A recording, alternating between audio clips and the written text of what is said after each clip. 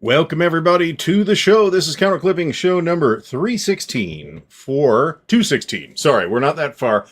For March 31st, 2025. Our topic tonight is how to prep for war games. We'll see how everybody thinks about that. Let me turn the banner on. Before we get started, we are clipping ASL, big shock. We are drinking, once again, Boulder peated malt. There's probably one more dram in there, and it might even go away this evening. We will see what happens. So before we get started, I would like to remind everybody to like the video, subscribe to the channel if you're not already subscribed, and a big shout out to both patrons of Ardwulf's Lair, without whose assistance we would not be able to continue doing this, and our official sponsor, Noble Knight Games, from whom we will hear later. And we've got some Noble Knight news bulletins too.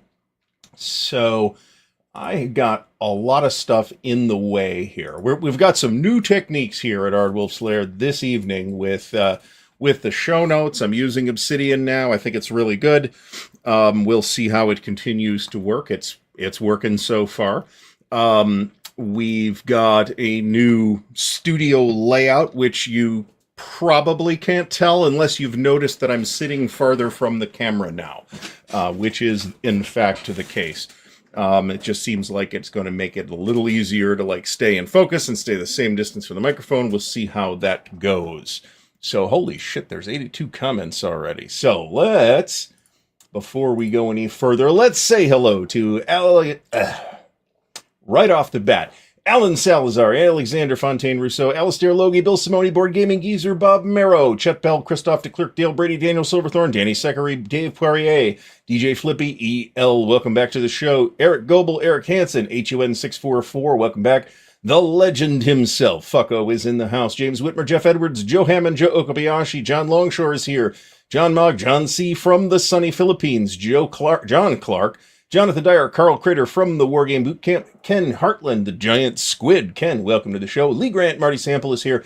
Meandering Mike, Michael Avanzini, Michael Karlowski, Panzer Division Lair, Patrick's Tactics and Tutorials, Paul Dangle.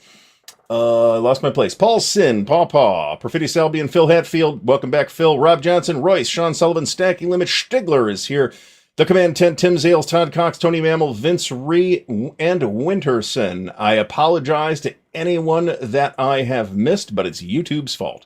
So we will keep that up. So we do have a couple of minor news things to go through this week, and I have cluelessly forgotten to set that up in advance. So let's do that now.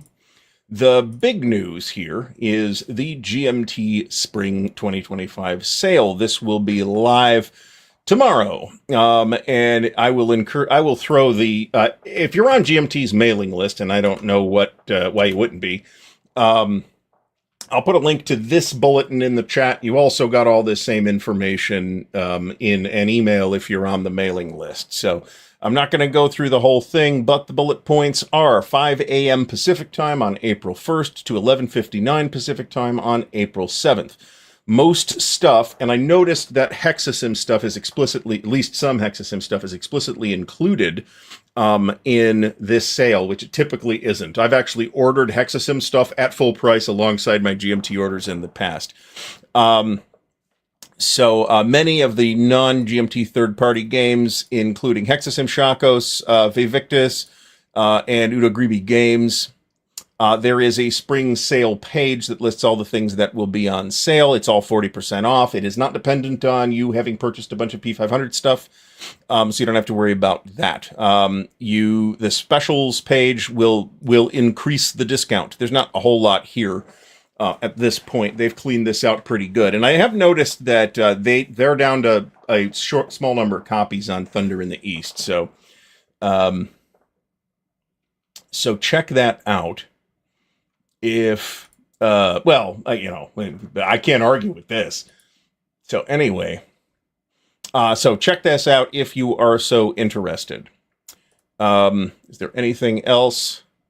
There is a list of linked somewhere in here is a list of things that are short on stock.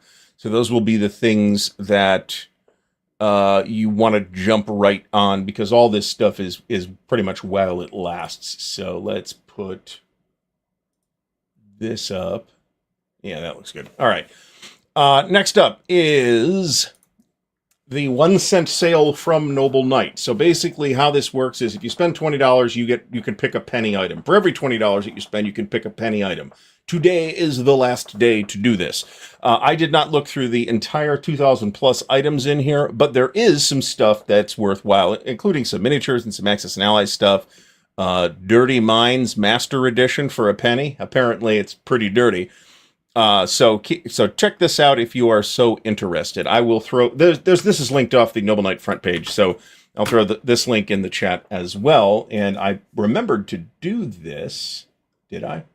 Apparently, I did not remember to put a link to the Discord in the new notes. So let me take care of that.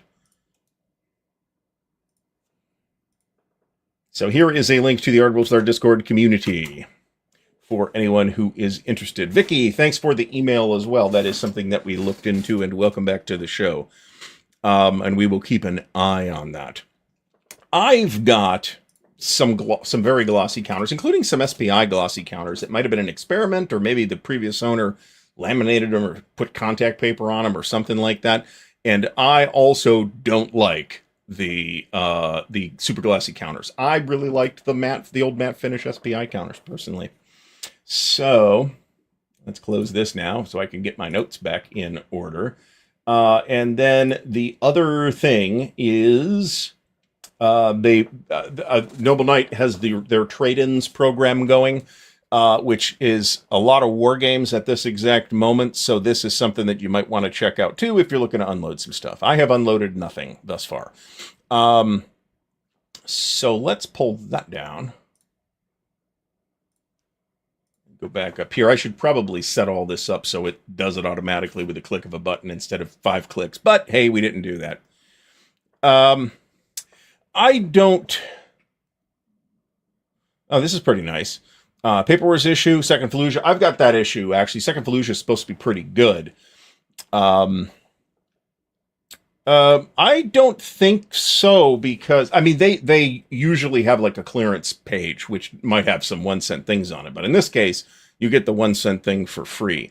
I don't know. You know what? This is, Dave Poirier, this is a good point. I've often felt that many war games that use chit pull should actually have cards in them instead, because you can put the cards in sleeves. And I know you can use coin protectors for the counters, but I don't want to deal with that, and I don't want to go buy coin compartments. So, Danny, I am feeling better. We just had a bad day yesterday due to chronic issues that were exceptionally bad yesterday. I've seen this spraying the counters with matte stuff done well too, where they're not sticky. But this is my exact fear. This is why I've never experimented with this particular thing. So, and I am inclined to agree with Meandering Mike on this point, that I do expect any new Frank Chadwick's ETO products to be delayed minimally due to Alan's passing. That's a best guess at this point, but nobody's been in. I mean, he was the one doing the updates, right? So no one has heard anything that I have caught wind of anyway. So this is fantastic. I think, is this the last batch, Alistair, that was on sale on the Facebook thing? That could be. So I am not entirely sure. So that is the news, folks. Other than the personal news, I got new glasses. I don't know if anybody noticed. They look pretty similar to the old glasses, but I can see a lot better out of them. So that's good. Really, the trip to the eye doctor was very, very, very overdue, to be honest. So, Perry Sparopoulos, welcome back. Thanks for stopping by this evening.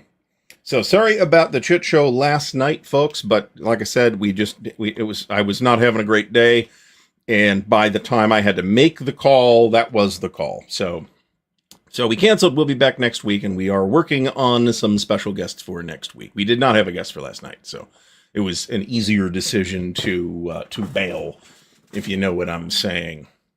I guess the one final piece of news, it's not really news because I've mentioned it before. I will not be attending Buckeye Game Fest. For those who were and who were looking forward to Quad Fest, for which I was one of the game masters, Those events, Crimean War Quad and whatever the other one was, will still run. Brant has found somebody to take care of those. So that is still going to happen at Buckeye Game Fest. The only thing and the OCS group has figured out a replacement for me, which is good for them. I am happy that they found a replacement quickly, and it's Jeff. So Jeff will be a great fit with whoever that. So yeah, Brant is in charge. He will figure it out.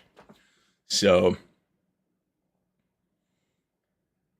so this is the problem. I wore contacts for like 20 years, and I went back to glasses because I've got, these are bifocals. So I could wear contacts, but then I would need reading glasses or something, and I don't want to deal with that either. So I'll stick with these. Thank you very much.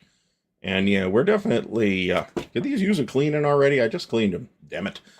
Anyway, Quad Fest will still happen. It will happen. Yeah, it's going to be cool. Brant, you should send somebody out to, what is it, Historicon, where they're doing that SPI Fest too, so that you can get a report from what goes on there. I am very curious to hear how it works out at there, because it was pretty ambitious. They got a war in Europe there, and a bunch of awesome quads and a bunch of other stuff. So if anybody's going to, I think it is...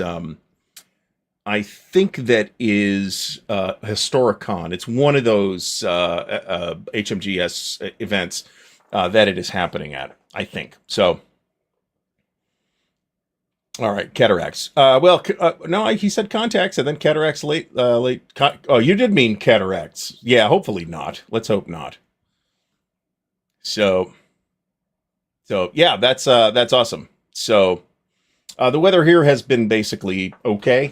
We had a big storm last night. Nothing happened. Our backyard shelter did not blow over or anything like that. It just actually held up pretty well. I don't have any pictures of it handy. I built it in like October to keep the winter weather off of us, and it worked out pretty well. So when we are outside consuming tobacco products, which I guess I can talk about that. I'm about something like 2 weeks of no tobacco at this point.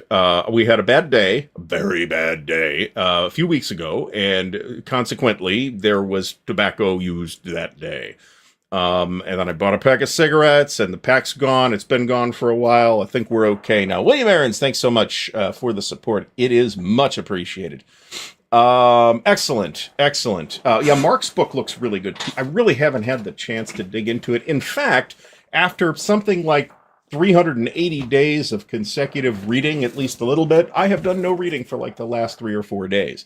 I feel like I'm a little exhausted by the thing I was reading, the 10-book Malazan Book of the Fallen, so we won't go into that any more detail with that. So it is difficult, and the trick, I guess, is if that happens, if it's like, oh, I had a bad day, so I bought a pack of cigarettes, once they're gone, at least, is to like get back on with the program, right? Rather than beating yourself up about it. So it was bad, but we are through it now, and hopefully it will continue to be better. Cataract from the great battles of ophthalmology history. That's fantastic. This is insane, but I apologize to Canada. So for whatever nonsense you have to deal with for this personally. So. I stared right at the goddamn eclipse when the eclipse happened and have had no issues. So, Midi Doctors, thanks so much. Yes, I am considerably better today. So, martini and a cigar. Yeah, I still got some cigars. I think I'm giving them out to my brother, to be honest. But, because I don't really want to do that. It was the fact that I bought like a cigar that got me smoking again, like 2 years ago or whatever that was. John C. from the sunny Philippines. Hopefully everything is down there. Ah, very nice. I would love to know what whiskey liqueur that is, actually, John. And thanks so much for the support. This is true. It's really Mickey Mouse. It's 2x4s and sheet plastic. So it is not an attractive structure, and it will be coming down at some point soonish. But, if it doesn't happen in April, I'm not that worried about it. So I do have a barbecue and a Blackstone out back, and Blackstone's pretty nice. So anyway, all right. So the topic for the evening is prepping war games, and I want to hear from the chat as to what kind of preparatory measures you go through when you're preparing to play a game that is new to you. And let's assume, for the sake of the conversation, that you are going to be the host. What are the things that you are going to do? Now, there's a bunch of obvious stuff like punch the counters and read the rules and maybe organize everything. But sometimes I find that I organize everything in what seems to be a sensible way, and then I play it for even the first time, and then I decide I'm going to completely reorganize it. Normandy 44 was like that. I stupidly organized it by like nationality and unit type, and that is the wrong way to organize that game. You should organize it according to the setup, which is a methodology that and I've talked about this a million times, so we're not going to go into detail on that, but I like to get that set up. Is there like some music that people listen to whilst wargaming, or while preparing, or while reading rules for that matter? So, Carl Fung, thanks for stopping by. Carl, I'm looking forward to Inflection Point. Hopefully it will be out soon. That would be great. Something's Breath. There's a Scotch whiskey liqueur that I've tried that I can't really remember the name of, and I didn't care for it. But I don't like liqueurs mostly, so there's that. And the cat. Keep the cats out. That is got to be done. It doesn't have to be a monster game, right? It could just be something that you're going to play for the evening. So there you go.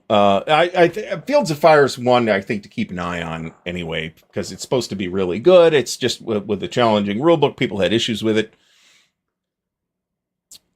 Vince Ree, and that's another thing that I will sometimes do, particularly if it's a big monster game, is I will typically set something up, whether it's a small scenario or just some Mickey Mouse example that I have constructed in my head. But I have found it necessary, particularly for something like Goss, or something like even GTS, right? I set up a little GTS thing prior to playing GTS at Winterfest, and I felt like that helped quite a bit. And I noticed that some of the folks down in Columbus are doing Barbarossa Army Group Center right now, and Army Group North should be out pretty soon.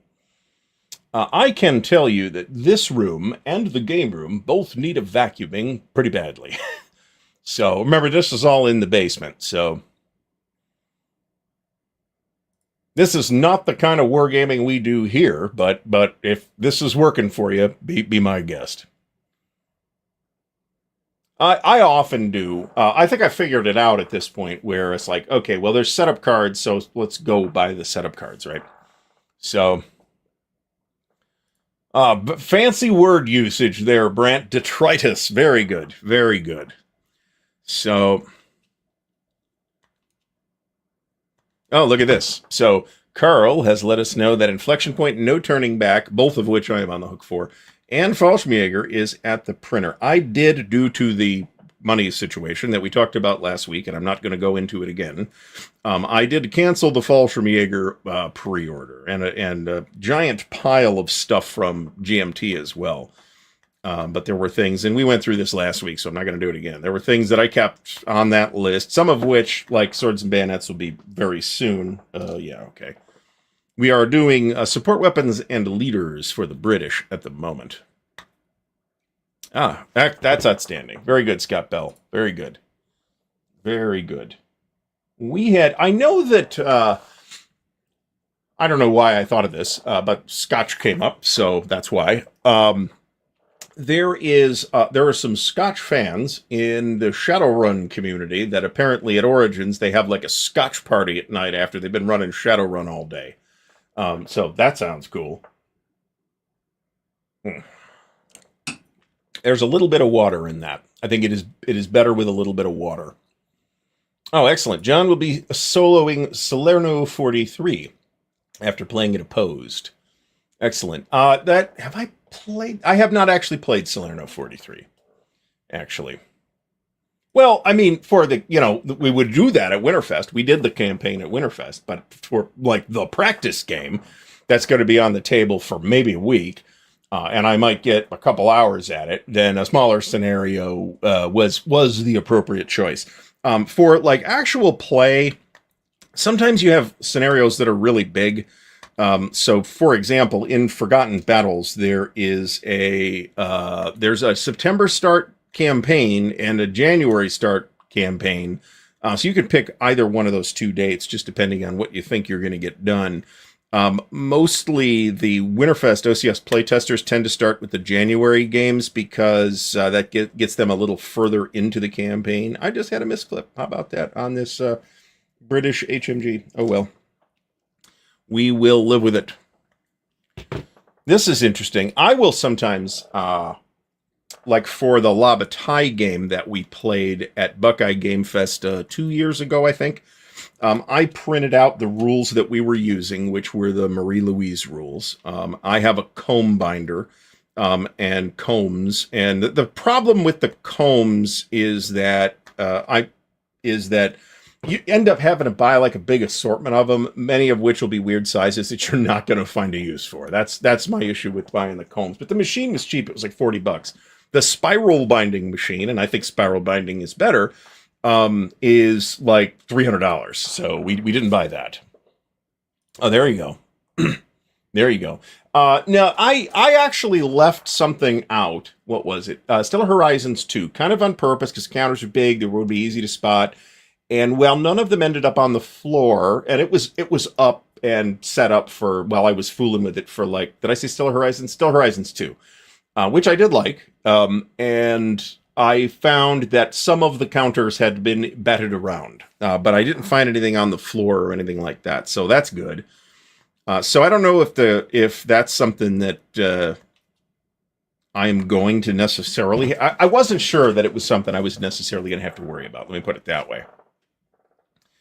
I have got coasters in the game room, and I will yell at anybody that puts a beverage on the game table because I don't want to deal with that. Now, this was my rationale for Labatai, although I think the Marie-Louise rules are pretty stable and have been for some time. This is a very good idea. Perry Sparopoulos goes through the orders of battle in detail, and you know what? And you can do this with the Vassal module too. One of the things that I like to do is kind of just check out especially for OCS, it's kind of like check out the terrain. And if I'm playing on the offensive side, for example, I like to kind of figure out basically what routes the different forces are going to try to go. I find that's very helpful in most war games, but especially with OCS, where you might be terrain dependent on your supply lines. You know, I just had a bad page protector experience. I watched a video where somebody decided that the best way to store their Pathfinder pawns, what those are, the little cardboard stand-ups, was to put them in 3-ring binders and page protectors. I found that didn't work, and I ripped a bunch of page protectors. They're all in the garbage now. So we won't be using that solution. But I do use page protectors for things like ASL scenarios, and I've even seen people do that with the ASL maps, although I have not. My ASL maps are just in a box. So one of the things that I should have taken up to Noble Knight to unload is the decent-sized stack of hard-mounted ASL maps from all the old Avalon Hill stuff. I don't need those. I prefer the cardstock maps for ASL specifically. They're just easier to deal with, they're easier to transport, and they're easier to store. So once you get this is totally, so Moralatough Cockatiel says, if you have to sticker a game, highly recommend popping an audiobook on, surprisingly zen. I typically, if I'm clipping counters not on the show, I will typically watch TV or something like that. Currently, I guess I'm watching the season 3 of The Wheel of Time, which is pretty good. It's the 4th episode was probably the best episode in the entire show so far. And it was pretty cool. The 5th episode I haven't gotten through yet, so we will see how it is when I have done that. I'm not sure what I did watch their latest on Wargaming Gizmos, and I might do a show on Wargaming accessories at some point, but I think I have. I'm not sure. So, I can totally pay enough attention to the television, meaning this computer monitor, while clipping counters, as I think everybody who has watched the show for any length of time has probably realized at this point. So I will have to look down at the counters from time to time, but usually that's not a problem. I can always rewind, right? So that's just how I watch television now. I don't watch like live TV. Well, rarely anyway. This is a good idea, and I tend to do this too. I like to keep the plexi clean. I had some of my plexi is hand-me-down plexi, which means it came to me gross, with like, people that had. So when I put a map under plexi, I will use painter's tape to tape the plexi down too. Usually just at the corners is more than adequate. But sometimes you do the entire edge, sometimes if it seems necessary. And somebody had used duct tape on some of the previous attempts using this plexi, so I'm not a fan of that. That had to be cleaned up. So, yeah, there you go. That will listen to. I mean, this is exactly it, right? I would watch This is how I kind of started doing this in the first place. Was I was watching wargaming videos while clipping wargame counters. So that's one reason why I was super hot on the Battle for Normandy. Still haven't heard the details. It could be they're out. What the fix is going to be for the significant problems that occurred in the new printing of the Battle for Normandy. So, well, yeah, log into Vassal. Make sure you've got the latest version of the Vassal module and perhaps the Vassal client as well. That's a pretty good idea.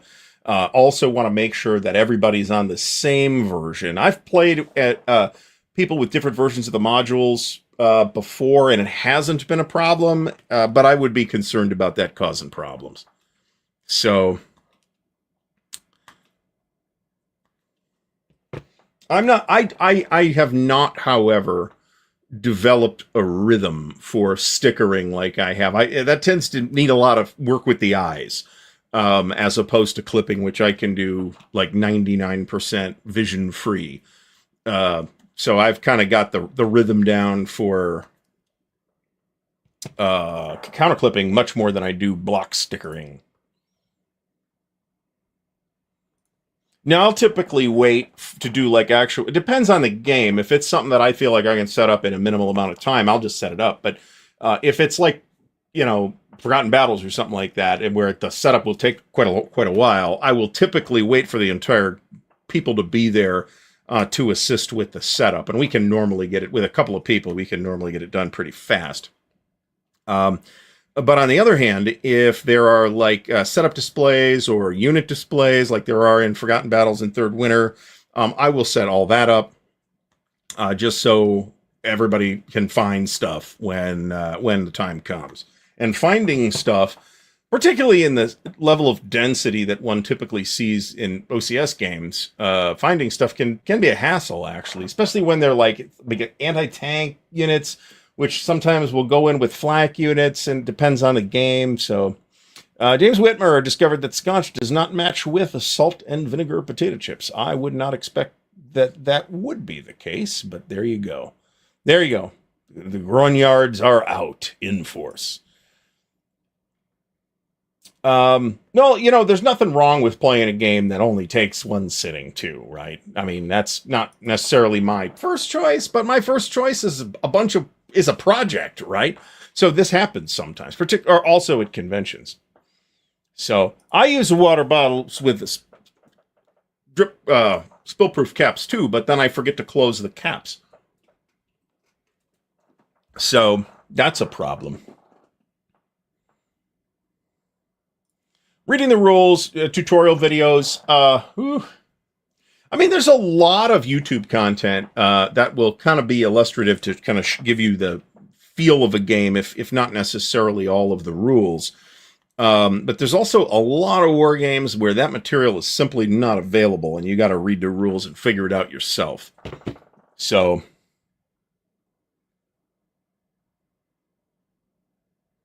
hot seat Vassal. That sounds insane. That sounds insane. He does play with physical pieces from time to time. So, there you go. That's true. I have not found out what Labatoi rule set the new cats prefer yet. I just ejected Sherman from the office prior to the show. So, another thing I guess I've never asked before.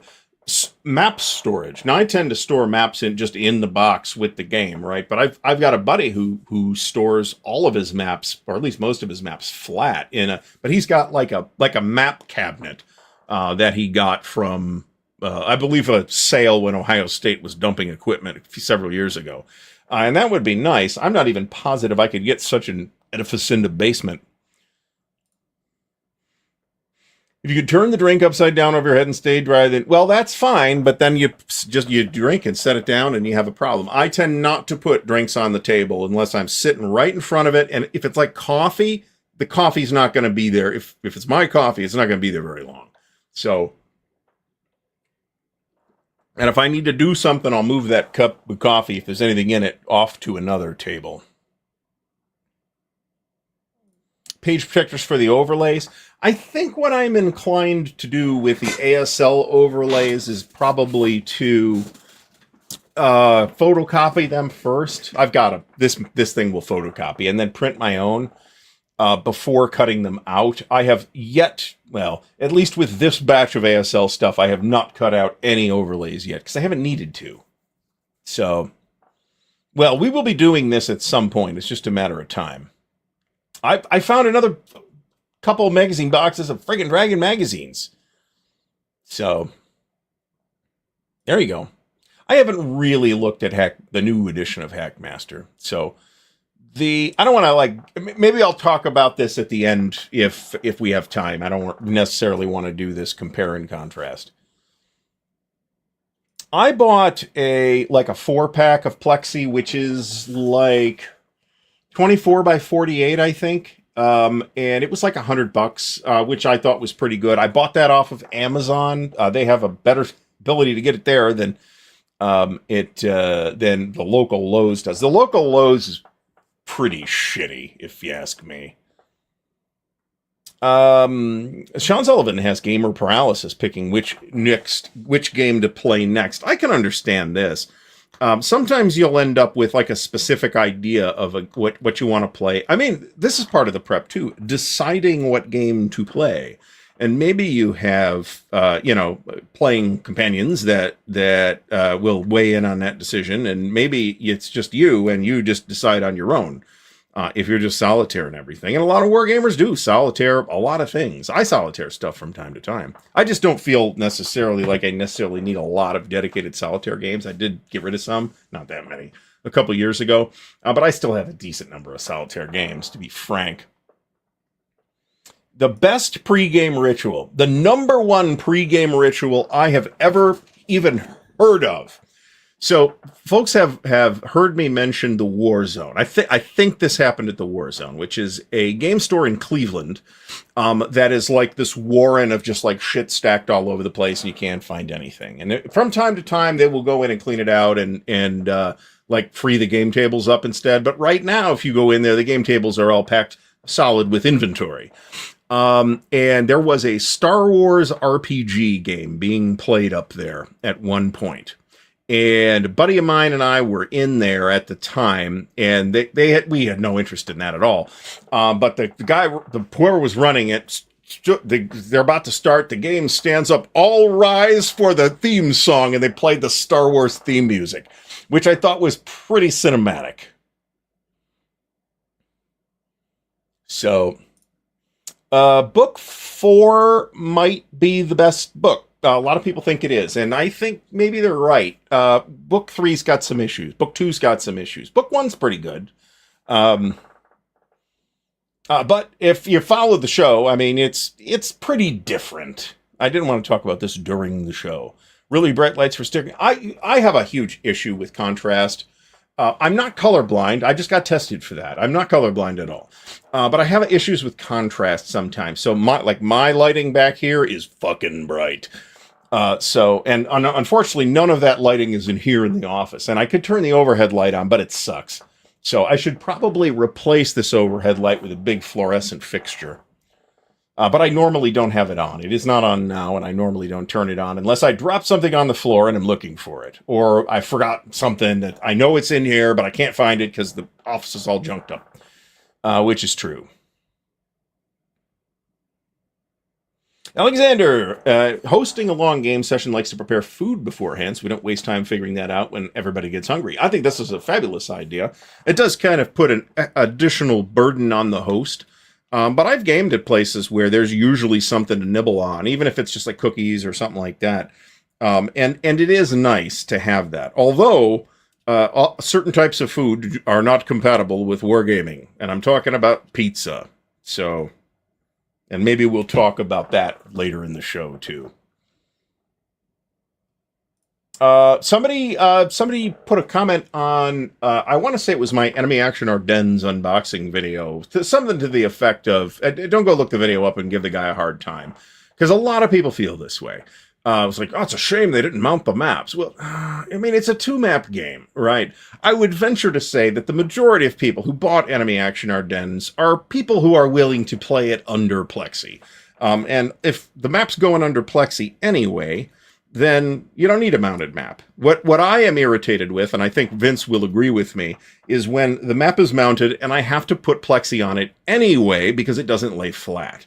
That is a super duper annoying, and when it does happen, I've had it happen most with, and yeah, you can backbend the boards to make them lay flat, but I've broken them too. I broke my Here I Stand board doing that. So I don't think the learning curve is particularly high for Vassal itself, but at a basic level, I don't think it's particularly complicated. But there's a lot of modules with like additional functionality built in through right-click context menus or automatic combat modifier calculations like GTS has, for example, that I think folks might have a little more trouble getting used to. But it's really not a learning curve. It's really more of a just getting used to the interface and, you know, the particular view of the game that Vassal gives you. I'm kind of trying to cut back on caffeine. That's not really been entirely successful. Eric Goebel, when it's a new game with specific rules for each side spread throughout the rules, tries to print a cheat sheet. A lot of times the cheat sheets will be on BGG, and that's nice when it happens.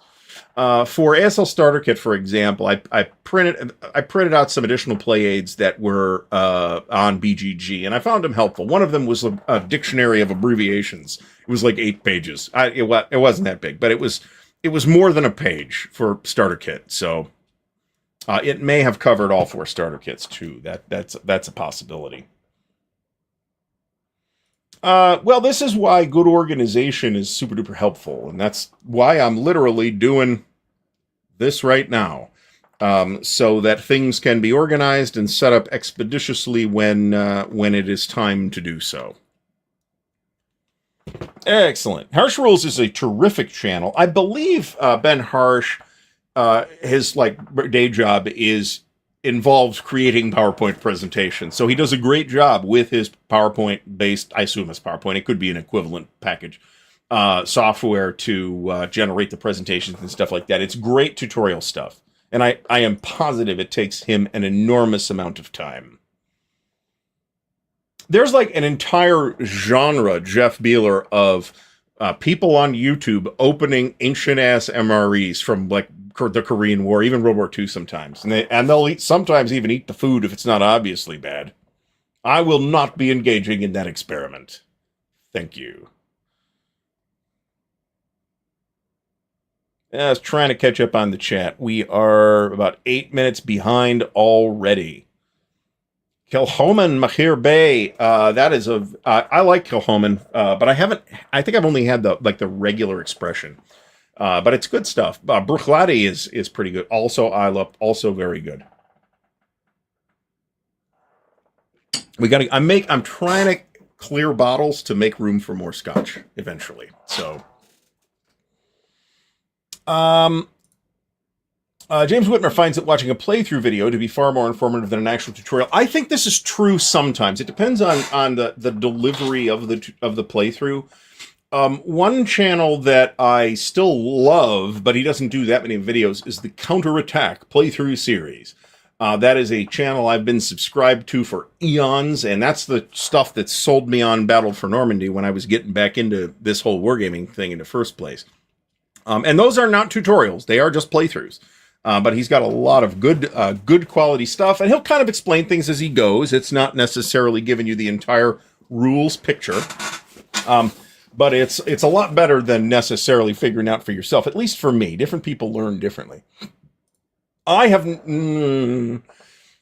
not had this happen in a war. I mean, I've dropped stuff, which is problematic, but not a drink on a war game. I've heard about, apparently it happened at Consim World at one point, but that person probably wasn't invited back. But I have certainly, like an RPG, spilled Mountain Dew on the character sheets or something like that. Possibly the biggest catastrophe. No, I can beat this. Republic of Rome. We were playing Republic of Rome, and we had paper cups for the chit pool. There's a couple chit pools in that game, as I recall. It's been eons since I've played it, and I had another paper cup that I was spitting tobacco juice in, and I accidentally picked up the chit cup and spit in the chit cup. And that was the end of the game. So, not spilled drinks per se, but it is a pretty related phenomenon. Ooh, nice. I like Highland Park a lot as well, personally. Frank, thanks for stopping by. Frank reads one or more books on the game subject, and I've done this too. I did this with the Peninsula campaign before we played. I didn't finish the book, actually. Bart Sears is a different person. Bart Sears is a comic book artist. Stephen W. Sears wrote a book on the Peninsula campaign, Marching Toward Richmond, something like that. On to Richmond, something like that. I was about 2/3 of the way through it when we started playing. I didn't read as fast as I wanted it to. So, Perfidious Albion should consolidate ASL overlays into a common box. So I do have some of the stuff's kind of organized, like all the boards are together and all the maps, all the unpunched counter sheets are together in 2 big 3-inch ASL boxes. And all the overlays are in their own box. So, I mean, it's organized to that extent, but not organized in a way that would, like, actually assist me setting anything up. I will just as often just set the drink on the floor next to me. Unless it's in, like, a high-traffic area. Like a convention, that's a bad idea. It can at least be a bad idea. This is an excellent idea.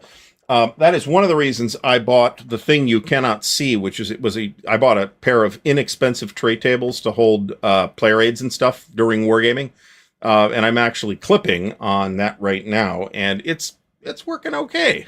I kind of like it. I haven't actually tried to do it this way while streaming, and while I'm not streaming and clipping counters, I have no reason to do such a thing. Mike Reed says, put overlays on a blank sheet after cutout with Scotch temporary double-sided tape stored in page protectors. That's not a bad idea. I could see this. Easy to see, access, store, and use. I have never fooled with the temporary double-sided tape.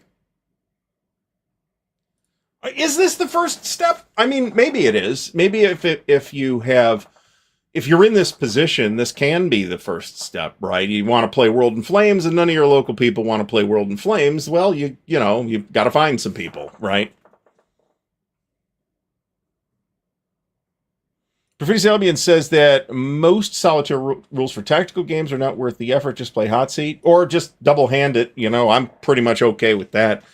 I think ASL actually, I mean, there are ASL solitaire rules, for example, and I think they are interesting, but not necessary. I think you can just play both sides, and I'm fine with that. So, clear. All right, so hold on a second. Brant says, when we do solo solitaire wargaming survey every summer, it's not about dedicated solo games, but anything you enjoy playing. Well, that's fine for the purposes of your survey.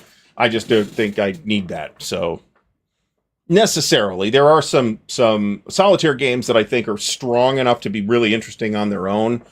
The Enemy Coast Ahead games, for example, Field Commander Napoleon. I think those are really strong solitaire games.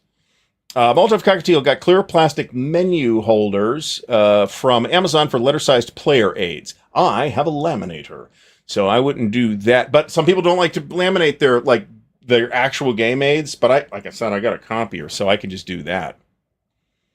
For Market Garden games, I got this beat. I can have A Bridge Too Far playing in the game room because I have a TV in there attached to a Blu-ray player, and I have that movie on Blu-ray.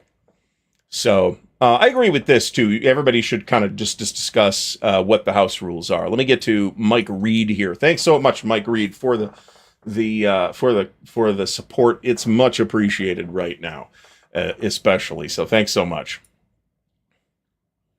I saw it come through on the chat ticker. Not this chat ticker in StreamYard. The YouTube chat ticker will hit it. It'll hit that first. So I could totally see if you're about to play a Borodino game, you've got the 1812 Overture out. I mean, there's all kinds of thematically appropriate things.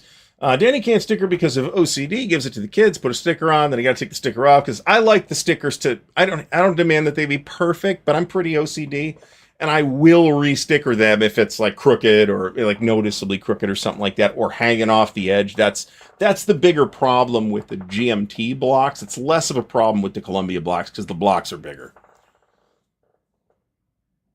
So I think that, well, I haven't even watched the latest season of Rings of Power. I got a couple episodes in. I'm like, man, this just sucks.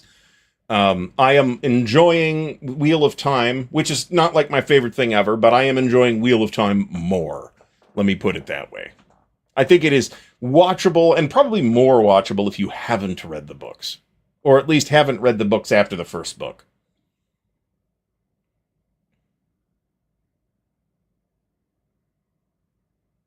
Excellent. Thunderstorms. We had the thunderstorm here last night. So generally you want thin, but not super thin. 3/16 I think is the perfect. 3/16 is the maximum, I think. 1/8 is better. I've got some like 3/16 inch plexi, and it works, but it's pretty thick. And you do want to minimize the sort of float effect that counters get with plexi. So I would go with as thin as you can manage. But if you want 1/4 inch is way too thick. If you go with something that's too thin, then it will tend to buckle on its own, and that's also undesirable.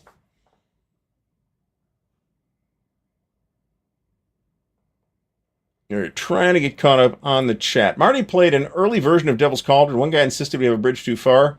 Table space situation with the TV stand. Well, I've got the TV. If you've seen the game room video, you'll see it. If the TV is not in the way. So, this is the kind of stunt that I would have probably dealt with when I was 25, and I am not anymore. So we will not be crawling around on the floor if we can avoid it. Somebody drop pieces, that's different. I'm not doing it. So, unless I drop the pieces, then I got to. Then it is my responsibility.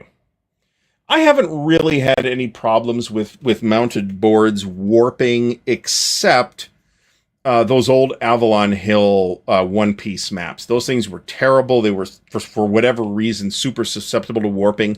The same was true of the 3W. I'm not sure I have ever seen mounted maps from 3W other than in the 2 volumes of Mr. Lincoln's War. Those were mounted, and the quality was bad. So I am reasonably confident that Compass's new edition will not suffer from that problem, whether the maps are mounted or not. Java's got its uses, right? Java has contributed a lot to the technological infrastructure of the internet, one way or the other, not entirely as a programming language. I think this is probably, I think probably everybody who served will agree with this. Thank you for your service, Brant. World War I rations. Yeah, that seems like not a great idea. Chris K., thanks for stopping by. Welcome to the show. Highlight, then annotate. I tend not to like writing or highlighting in the printed books. So often I will print out a living rules explicitly for that purpose. Let's see if this works.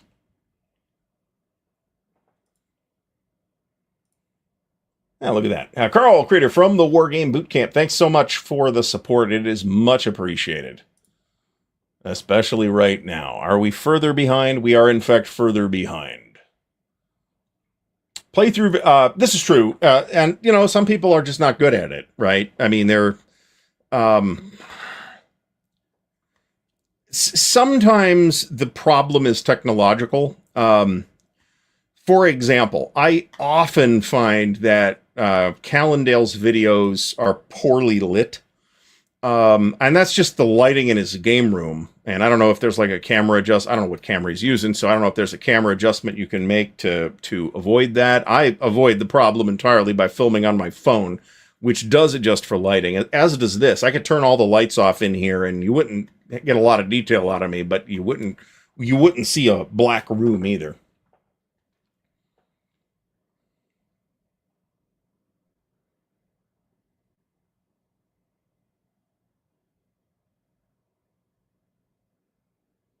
Tom MC likes tutorials that skip the setup or rush through it, unless it is a video about the setup, which I have seen. It's like, I was going to do a Paths of Glory setup video, actually, at one point. I think I never actually got that done.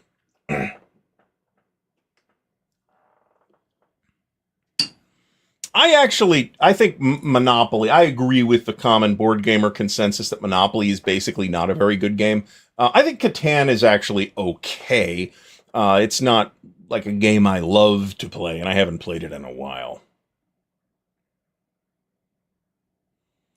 Yeah, it probably is. It probably is. And that cup was not empty. So, On to Richmond is the Sears book. There you go. Thank you, John. I think I have the Kindle version too, but I also have a paperback. Well, this is why I don't want to chew tobacco anymore. And hey, it's been since like before Thanksgiving for that. So that's been a long time.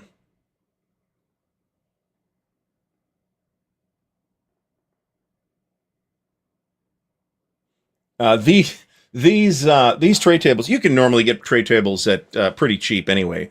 I like this one because they have like an L-shaped leg, so they're like kind of designed to slide under a table or a couch or whatever. Some of them aren't. You can always look at garage sales and stuff for tray tables. Usually, they're not that uncommon.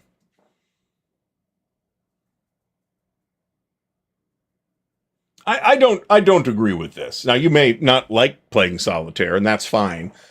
Maybe you don't log the play on BGG, and that's fine. I never logged a play on BGG in my life, personally. But I can see why some people do. The games I play, I mean, it tends to be something we'll be playing for months, right? So I'm just not going to like babysit that on BGG. So I've got hey, cool. I approve of this shenanigan. I have 5 different YouTube accounts now. Only 3 of which are like content accounts. The others are like specific accounts that I set up to watch specific kinds of things. And I guess, yeah, 3. Yeah, 3. So, and I don't have a problem subbing to myself in that situation. So Apocalypse Now is a good soundtrack, regardless. But I mean, it's got the Doors on it. How can you complain? I'm not sure what John is referring to here. I obviously missed something. I'm trying to catch up to the chat. There's a new, I forget what it was. There's a new Dio vinyl box set out. I will not be buying that. I do not own a turntable. Gettysbeard.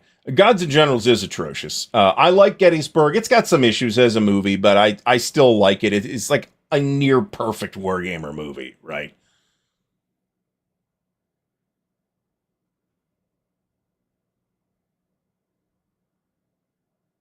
The rugs under my gaming table are those cheap indoor outdoor rugs from Lowe's. They were, when I bought them at least, they were something like $8. And they're, I think, 6 by 8 foot, something like that. And they work pretty well under, I need two of them to go under that table, but it does help a lot to have just insulation for your feet, against the concrete floor underneath. There's laminate tile on this floor, but it's not any better than standing on concrete, to be honest. I would be pissed about this. I would have beaten him with that board, actually. Oh, there you go. Yeah, you could easily put a whole Pat Mullen, who's the designer of A Hot Dry Season, which will be coming from Snafu Games at some point soonish. Put together like several sound playlists of period music that wasn't just painted black on infinite loop, right? Which I thought was a great idea.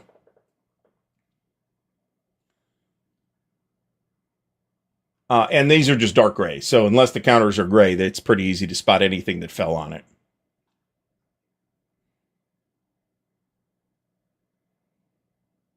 I do enjoy Callendale's videos sometimes, but it's not like I'm sitting there like this watching the video, right? It's on when I'm clipping counters or something like that.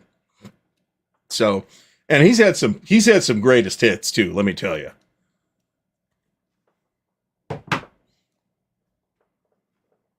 All right, we are desperately trying to catch up to the chat here.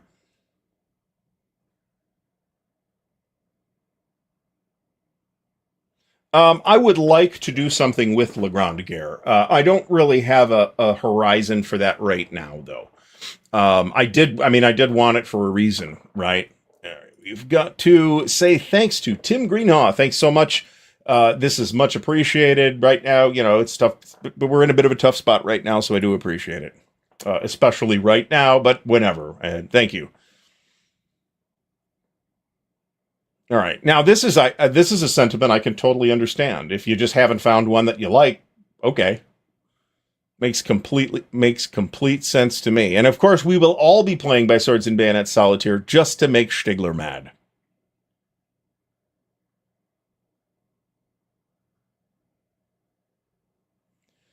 There was overall the movie is terrible, okay? But that doesn't necessarily mean that every single element of the film was bad. I thought that it was well cast. I think the writing had some serious problems, however, and you weren't really sure what it was trying to be. Now, I haven't read the book that it's based on, so nor do I know, for that matter, whether the book Gods and Generals was written by Michael Shara or his son Jeff Shara, because Jeff has written a bunch of stuff along those lines as well. I have the one on Gettysburg, which is the somebody will say what that book's called. It is a good book. It is not a history book. It is a novel of the Civil War.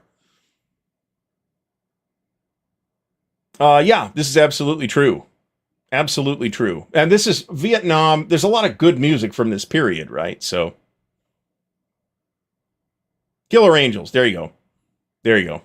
That was the Michael Shara original. I am actually caught up on the chat. I was actually introduced to Michael Shara through his science fiction short stories back in the day, rather than through any of the historical stuff. And then much later, when I saw Killer Angels, it's it's the same Michael Shara. It's kind of an unusual last name. I wonder if it's the same guy. So the book is not always better, but it's usually better. It's 80+% of the time the book is better.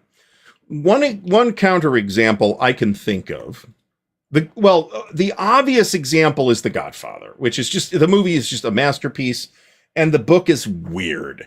If you know what I mean. Another example is Dexter, I read the first 3 Dexter books. I think that was all that was out at the time. The show, way better than that. The first Dexter book is pretty good. The second Dexter book is not as good, and the third one is off the cliff. He jumped off the cliff on that third one. Brant, thanks so much for the support. It is much appreciated. Connections Online is next week, so go check out the Armchair Dragoons website for full details on that. The Connections is a professional wargaming facing event, so there might be less stuff, but you can look at the event listing and see if there's anything you're interested in before you sign up. So, because it's all on tabletop events. Oof, this is harsh. This is harshing on Jeff Shara right here. So I am inclined to agree with this. I think Callendale has like really great insights about a game. Now, whether you feel like watching the 2-hour video to get to the interesting insights is your call, right? Because sometimes you have to do that. So Perry Sparopoulos, thanks so much for the support. It is much appreciated. Especially right now, and thanks for coming out this evening. Thanks to everybody coming out this evening. I would agree with this, actually. Logan's Run the movie is better than the book. The book is okay, but the movie's better. The movie's better. That movie was a formative influence on me, by the way. Hard to tell, but it was. Well, part of Gods and Generals' problem is a lot of it is bullshit. Again, the cast is good. I think, what's his name? They've got to play Stonewall Jackson, even though he played Pickett in Gettysburg. I can never remember this guy's name. He's the bad guy from Avatar. And the bad guy from the remake of Conan the Barbarian with Jason Momoa, too. And that is a fucking terrible movie, by the way.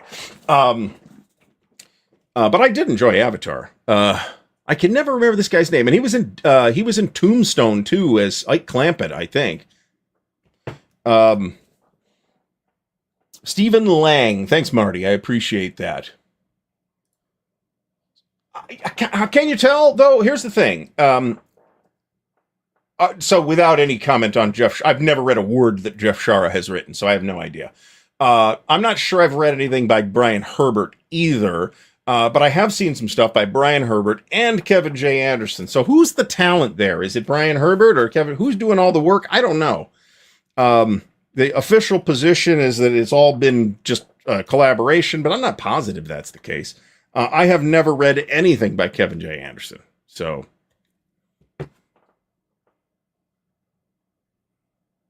Molotov Cockatiel mentions The Running Man. I have not read the book, which is one of the Richard Bachman books. That Stephen King was so prolific that he had to create a pseudonym. And eventually, somebody figured it out, and he had to come clean that he was Richard Bachman. But I enjoyed The Running Man, and it's very shticky, if you know what I'm saying, with Richard Dawson as the host. But that was genius, right? So the movie had some legitimate cleverness on its own that didn't come from the book. A Total Recall was like that too, actually.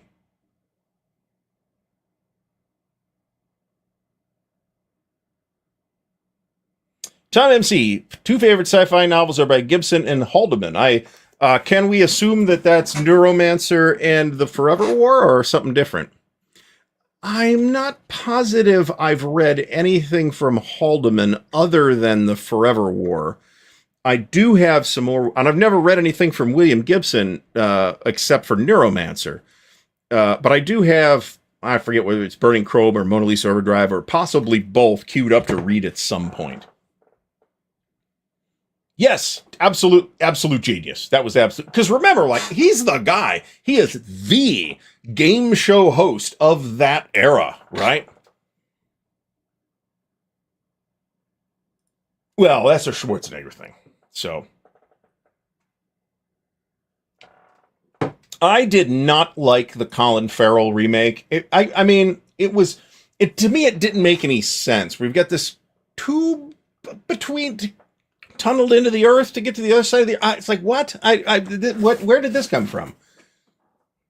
So, I I'm reluctant to state this in exactly this way, but I think I can understand where Mike Reed is coming from here. The film is absolutely iconic. It is to almost a lot of people, except for like super serious cyberpunk people.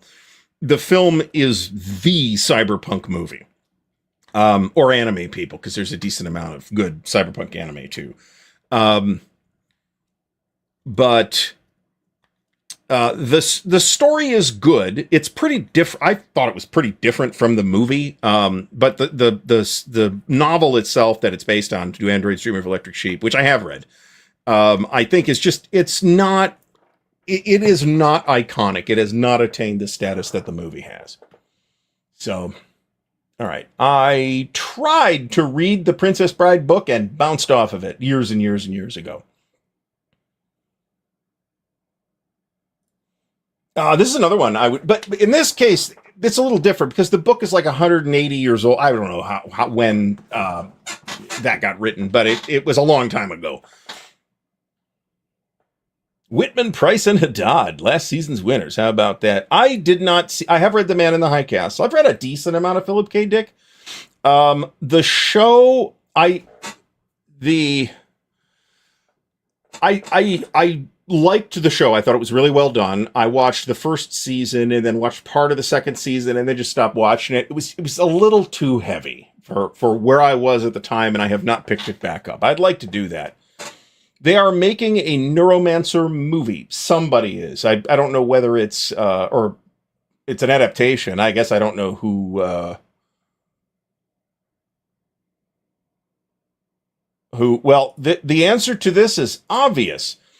Red Sun, Black Cross. That's literally the situation. Is it? No, it isn't. Isn't it? Is it? No. Mississippi Bonsai, probably. That's probably it. Tinker Tailor Soldier Spy. That was good. The remake was good too, I thought. So, I saw the original BBC thing when I was probably 15, and I thought it was okay, but I was probably a lot of it went over my head. So this is Robert Lane.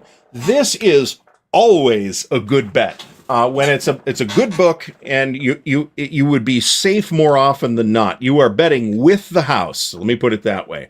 It is in your favor to bet this way, because a lot of times this is what happens, right?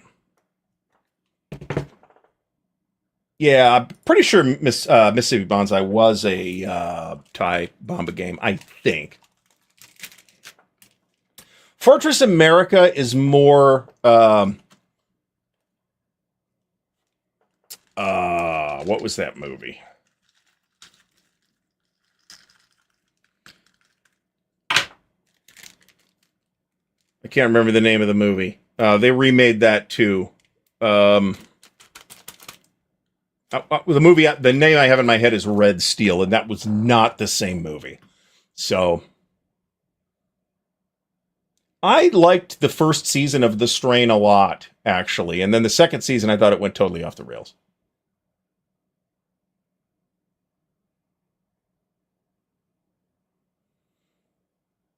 All right, folks, it is about halfway. Red Dawn, yeah, that's it. Thank you. Whoever said that first. So Tall, thank you. Stacky Limit got it. Vince Ree knows exactly. This I would have remembered. Danny Seckery got it. The Diplomat is pretty good, but I'm not 100. I think there's 2 seasons so far. I am not sure that I liked the last episode I watched. And I've watched all of the ones that are available. Excellent. Setting up BCS Valley of Tears. There you go. The designer is here. So welcome. Meet Carl here. I liked Dune 2 a lot, but it's definitely different from the book. It chooses to emphasize different aspects, and it changes around some character decisions. So, I've never read A Scanner Darkly. I haven't read Valis either. I have read Radio Free Albemuth, which did get adapted into a movie, which I tried to watch and fell asleep during. Uh, Johnny Mnemonics, based on a William Gibson story, it's not as bad. It did badly in the theaters, but it's not as bad as everybody thinks. Norman Conquest, excellent, excellent. I think I'm mixing the strain up with something else that was on sci-fi, actually. I think. So, The Americans is really good. So, that is worth your time. I haven't watched all of it. I watched like the first season and a half. So, all right. So, we are roughly halfway through the show. So, it is time to hear from our good friends at Noble Knight Games. Take it away, Noble Knight. Here at Noble Knight Games, we've been carefully growing the world's largest selection of board games, role-playing games and dice, war games, miniatures and paints, card games, and more. Going on 25 years now. Our rustic castle contains more game and hobby goodness than you can shake a stick at. Complete with careful packaging and the finest customer service the land can provide. You can buy, sell, trade from anywhere in the world, just like nature intended. Noble Knight Games. So thank you, Noble Knight, for being the official sponsor of the Counter Clipping Show. I do not have a campaign update. We are working towards the revised edition of War in Europe. I probably will get that update in the next week or two, however. So, all right, Mike Reed, you are not a heretic for this. I enjoyed the John Carter. So I expect like a movie adaptation of a beloved book to be different, right? And I don't necessarily have a problem. Normally, I don't necessarily have a problem with that. I really like David Lynch's Dune, and it takes all kind of liberties. In some cases, dumb liberties too. There's a whole bunch of stuff in the Denis Villeneuve Dune that I wish would have been in the Denis Villeneuve Dune somewhere, like Mentats, for example. I mean, yeah, there's a couple of people, but they don't really talk about any of that in the film itself. So. And I wish we would have seen that. And there's a bunch of stuff that like that. So I don't really mind them making changes for an adaptation into a different medium than the thing was originally intended to represent in the first place, right? And another like important thing, and I know people say this all the time, is nobody has taken the book from anybody, right? You can still go read The Lord of the Rings or Dune or whatever. And both of those are books that I have reread multiple times. So I think the thing I was watching was a thing with Billy Campbell that I'm mixing up with The Strain. I did watch a little bit of The Strain too. And it's got one of the characters in that is, I can't remember this guy's name either, but it's the dude who played Walder Frey in Game of Thrones, and he was in Harry Potter, and he has kind of been in a lot of stuff. And I actually saw him in something else pretty recently, too.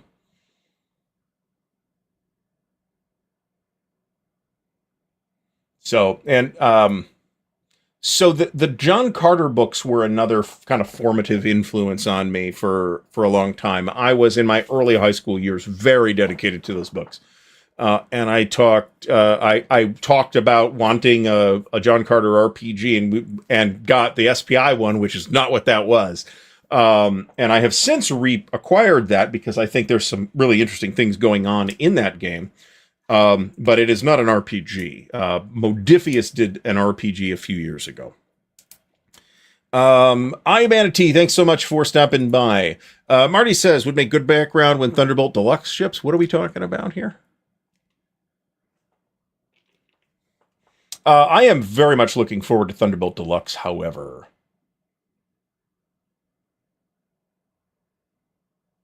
There has been talk of a Space 1889 remake for a good long time as well. Well, the weird thing about the SPI John Carter, Mark Herman Design. Hey, welcome back to the show. It's great to see you here. I'm a big fan of your channel as well. Wargame Ramble, folks. If you haven't subscribed already, he's been around for eons, and I have been subscribed to him for eons. Fantastic YouTube channel on Wargaming. The SPI John Carter is like 4 games put together, right? So there's like, so somebody being confused by it, I think, is not really that surprising. I think that is one of the things you have when a genius designer, and I think we can say that about Mark, is handed a project that is kind of out of the box and feels able to be creative with it. So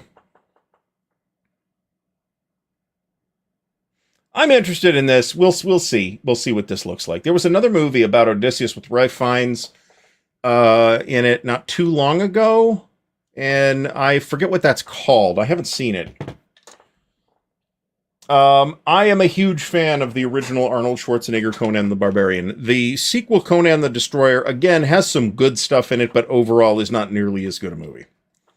So, and don't forget, it's got Andre the Giant in it. You won't recognize him because he's the big beast at the end, but it does have Andre the Giant in it. Cowboy Bebop. I've never gotten into that. I watched like 20 minutes of the Netflix show and still didn't get into it. So, I'm not the world's biggest anime fan, but there are definitely some animes that I have liked a lot. Akira is one of them. Ghost in the Shell is really good. The original Ghost in the Shell. I haven't seen any of the other stuff. And Will Chamberlain. Yeah, but you could see, hey, there's Will Chamberlain. Andre's under a big rubber suit. Will Chamberlain is just Will Chamberlain in a fur loincloth. So I think that the next thing I play, so redirecting us back to the preparation topic, I'm not sure if there is much in the way of video about Congress of Vienna yet. I don't need to do this week, but I'm running it at Origin, so I kind of need to know what the hell I'm doing. So I would Wargame Ramble. I would love to see more of your stuff. Don't feel pressure or anything. Whatever's going on is going on. I'm going through the same thing, but I will be happy to watch whatever content you would like to do. Let me put it that way. Speed Racer. Never seen it. Never seen it as a kid. Never seen it as an adult. Didn't see the movie, the live action movie that the Wachowskis did. Now this, I don't know about original. So I watched Star Blazers when it was on syndicated TV back in the 80s, I guess, maybe even late 70s. And I loved Star Blazers. And I think Star Blazers holds up pretty well. At that point, and I watched Robotech 2, or I should say I watched Robotech. But then you change seasons and it's like a completely different thing. And I got super confused and stopped watching. The first season I liked. But that's because it was literally a completely different Japanese series that they just retrofitted Robotech into it. So, oh yeah, that's right. I loved the show as a kid too, the $6 Million Man. Battle of the Planets. Yeah, I remember that too. And that was not as good as Star Blazers. I didn't think so. So It was interesting rewatching relatively recent, I don't know, 10 years ago now, the first episode or two of Star Blazers and realizing, holy shit, that is the literal Yamato that they resurrected on the dry seabed. That has to have symbolic, and the name Yamato has symbolic impact for the Japanese as well. Just at a glance, I would say that I think that this is absolutely accurate. I think it is closer to Churchill than either Pericles or Versailles. Versailles is pretty different from Churchill, really. Now, when you start digging down into how it actually works and the specific mechanics, I think it is somewhat different. But there are thematic correspondences, but as you'd expect, between something like Versailles and Churchill.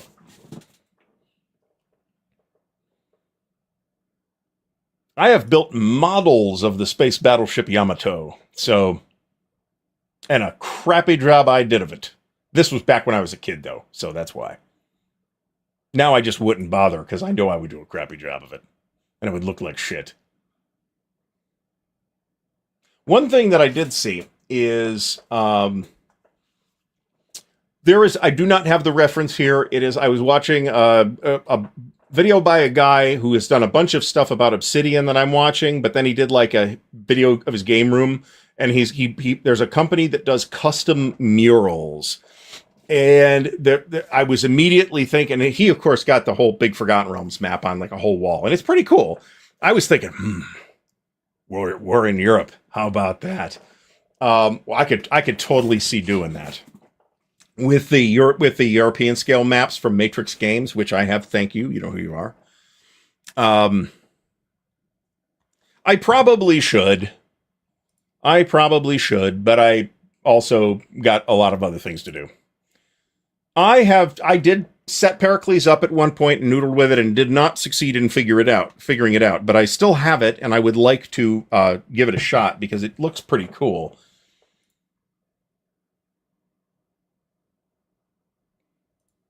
I think a lot of Americans have seen it in the form of Star Blazers, though. That's the thing. This is actually the remake that I watched, but that particular element of it, where it's the actual Yamato, was in the original as well.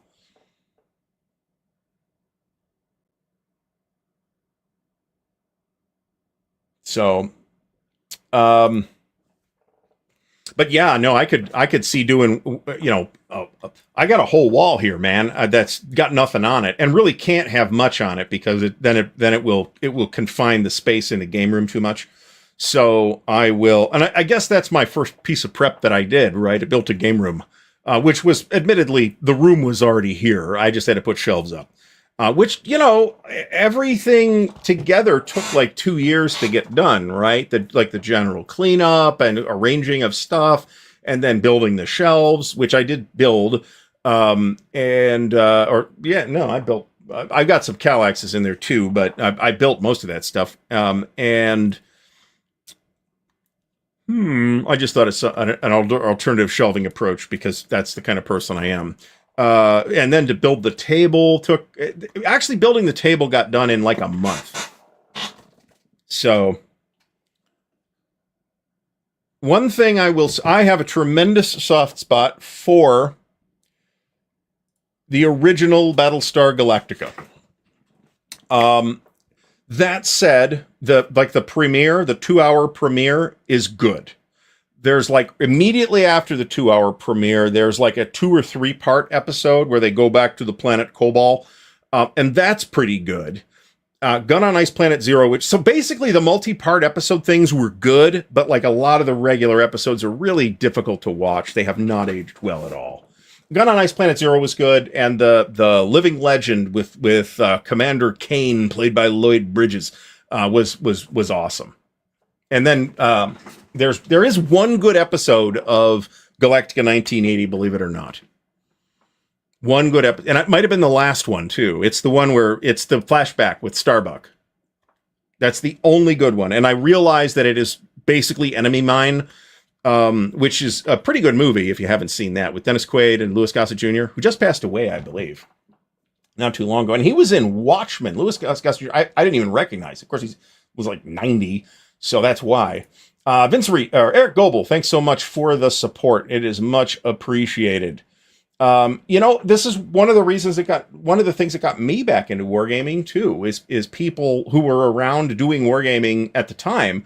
And I just didn't have any visibility on that. It never occurred to me to check YouTube for wargaming stuff. Who's playing war games anymore, right? I mean, I know some people are playing ASL, but then I started looking, and Wargaming Ramble was around at the time, and the Counterattack series was around at the time. Stuka Joe, Callendale, a bunch of folks that aren't around anymore. But, a lot of those folks have become, kind of important people in the hobby now, including Stuka Joe and Callendale and a number of others that I'm forgetting. And that was a huge motivation for me to get back into wargaming as well. So thanks, Eric Goebel, and I appreciate the journey that you have taken here. I picked up Battlestar Galactica. I picked up Battlefleet Mars like a year and a half ago, and I really haven't done anything with it yet. It's the one with Starbuck in it. I forget what it's called, and I'm not going to take it. I'm not going to figure it out. Preferred. So at some point, maybe toward the end of 2025. You'll notice that I have a whole series of videos on wargaming storage, talking about different approaches and different storage items and things like that. I have not done ASL yet, and this is why, because my shit's not organized. So hopefully, if we make the progress that we would like to make in 2025, where we start to clip and organize ASL, and I'm kind of doing that, then we can, in fact, do that. What I use are the container store trays, which you can order off their website. They are called large compartment boxes, I think. And I like them for ASL specifically because they're a lot smaller, both thinner and smaller than like the Plano trays that a lot of people use. A lot of people use Plano trays. John Kolikos played one of the original Klingons in the original Star Trek as well. Commander Kor, I believe. So Kyle Harris, apparently I helped get him back into the hobby, so that's great. I am delighted about that. Ritter, I have seen that. That is actually nice, pretty expensive, but so is the Racco boxes and stuff like that. So yeah, I'm not sure this has been a viable strategy for me to avoid the collector syndrome. This is why I have a copy of Huba's Pocket right now that I totally don't need. So there are people, and there is a limited extent that you can actually get away with this. There are people who store their ASL counters in the ASL boxes. Now this becomes very impractical pretty quickly once you start acquiring product.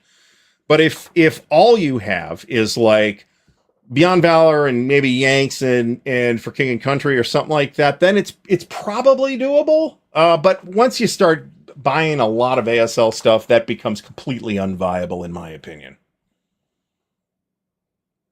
I am in agreement with Mike Reed on this. I think Babylon 5 is one of the greatest science fiction TV shows of all time. I started designing a 3D printable storage solution for ASL and never got even to the prototyping stage with it. It is actually tricky because of there's two different sizes of counter. You have to think about that. So I have some preliminary designs, and when I get the printer working, that's when, not if, because I really do need to do that. Then I may delve back into that. But that said, I do have some other things that I would like to 3D print that are not ASL storage trays. I've even designed some things. I designed a little banner stand for the 10K guys with the 10K Games logo on it. And it turned out really good. But my printer's not really working right now. So...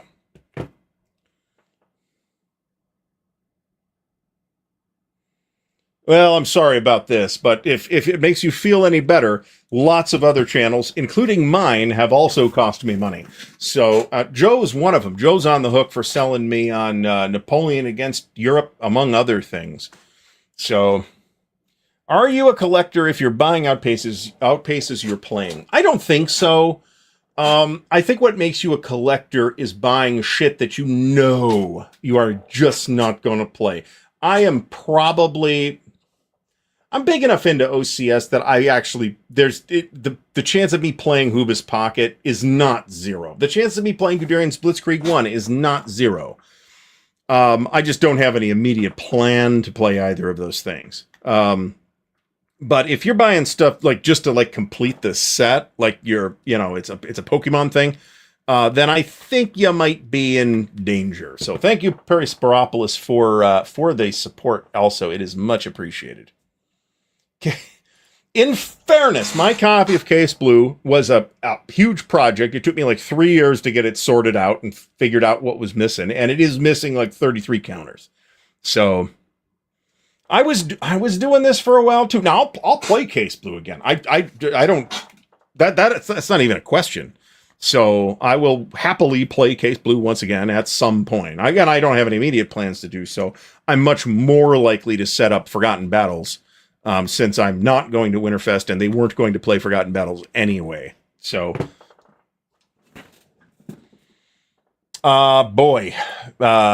Baltic Gap was the only OCS that Sotal has played. I think Baltic Gap is one of my favorite OCS games. It's a really strong game.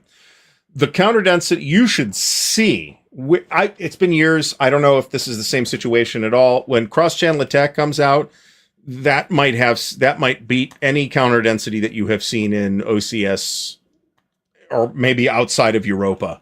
If it's anything like it was when I was in on the playtest, which was like 5 years ago. So, and I would assume that it has come a long way since then.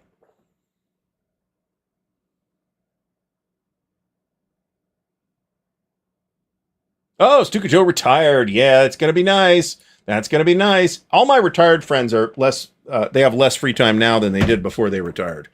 So I do feel like I worked with people, I was probably 18 when this happened, but I worked with somebody who retired from their job. That job was their life. They were dead inside the year. And she was only like 65.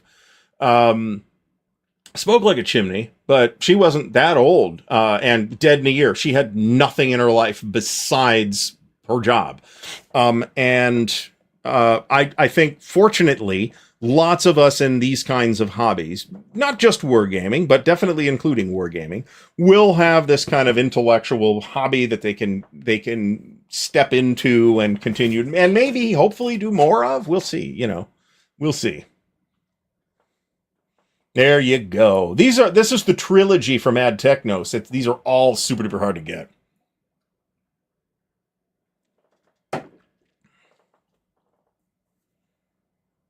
So yeah, I am completely, I don't understand this either. I work to live. I don't live to work. So, I mean, ultimately, even, at 15 years or so away, 12 years or so away from retirement as I am, assuming that happens at 65, I'm already aware, and have been aware for at least a decade, that time is, in a lot of ways, the most precious commodity that you've got, right? It's more so than money, as long as you're not like on the rocks, right? So, and if you have the job you love, then great, and that's fantastic for people that are like that. But some of those jobs are jobs that people don't normally retire from, right? Like if you're a astronomer or something like that, there's no really good reason for you to retire. Some of them just keep working until they're 80. Right? My dad got involuntary retired due to a medical issue, and he was a pilot. Commercial pilot flying freight, and he had a heart murmur, and they're like, nope, it's all right, you're out, that's it, you're done. And he was like 55 at the time. So the yard work has, speaking of involuntary gardening, the yard work has begun.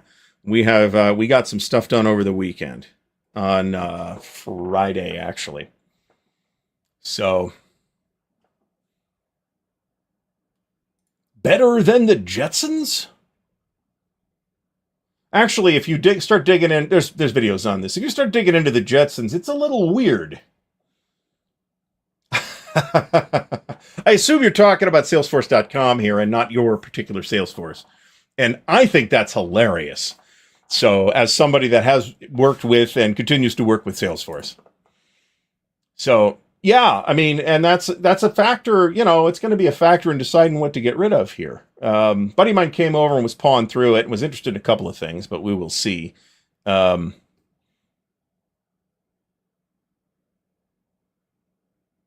yeah, if you own your own business, yeah, that's absolutely true. So, yeah, this happened to me. I didn't get to retire out of it, Chris K, but we had a similar situation where our whole IT department and the entire finance department was all outsourced to India. So, and you know what? I'm sure that company is delighted with that decision at this point. What can I say? So,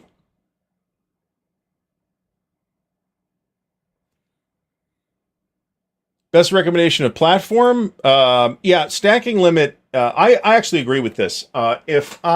So a couple things on this. So for one thing, I am completely okay with selling games to Noble Knight, right? If it's just like stuff I just want to clear the space, that's no problem. However, I've got some things that might go for money. And I am inclined to sell those individually on my own. And Constant Marketplace is probably where I would do that. That's where I would do it. It's less hassle than eBay. I mean, if you're like somebody that sells a lot of stuff on eBay, you may have the infrastructure that makes more sense. It's been a long time since I have sold anything on eBay, so I don't really need to revisit that. So I would use Constant Marketplace, and then a bunch of stuff may end up going up to Noble Knight. Like I said, I have not made any final decisions. Only one game from the pile has actually been sold. So, and we'll see how that develops.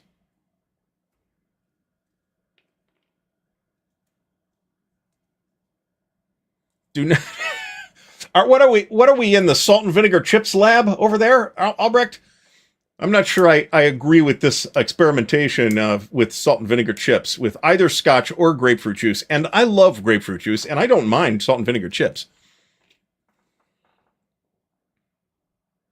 I do not have a front end loader or a backhoe, but I do have a chainsaw now, a real lumberjack chainsaw.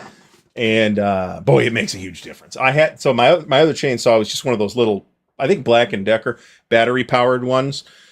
Which is useful, but it's very light duty, right? I do not think, and I chop down entire trees with this thing laboriously. I don't think you should use that kind of tool on anything bigger than like an inch around branch. You can cut branches down with it, that's fine. But like anything bigger than that, it's I mean, you can do it, but the battery doesn't last very long. You'll run out of power like halfway through one log. It sucks. The real chainsaw is the gas powered like 25-inch or what, I forget, but it's a big chainsaw. So, and I haven't even sawed my own leg off with it yet. So that's good. It is in fact a Husqvarna. I am a fan.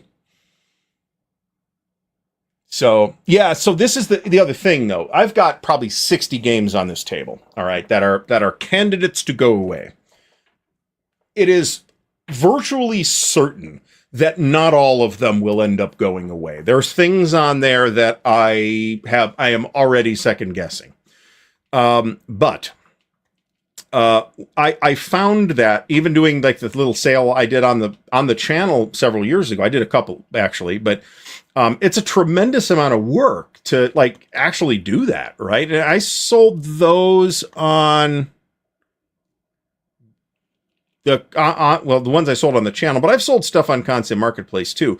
But just like and again, if you've got like a shipping station in your garage, then this is going to be a lot easier. I don't. So it's a lot of work to unload large quantities of stuff, which is why I am pretty much completely okay with taking stuff up to Noble Knight to dump if I think it's going to be, relatively minor amount of money anyway. On the other hand, I forget what I have in there that's actually valuable, but there's something. And if I could get $200 for it on Constant Marketplace and ship out one or two or maybe up to maybe 3 boxes or less, then I might well do that. It is a very good place to sell stuff, to sell war games. I've got a Sawzall as well, and I literally have never used it. I will. I just haven't.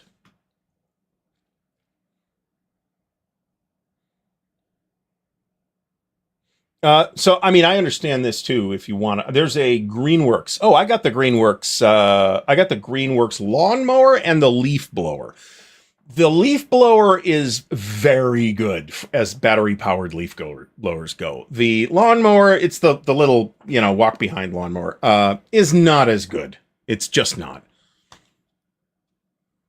So, but I could totally understand Vince Ree's position of you're using the batteries anyway. They work with the same chargers, all that stuff. This does make a lot of sense to me. And I would think about buying a Greenworks like Weed Whacker or something like that. Yeah, I can't really do that. So,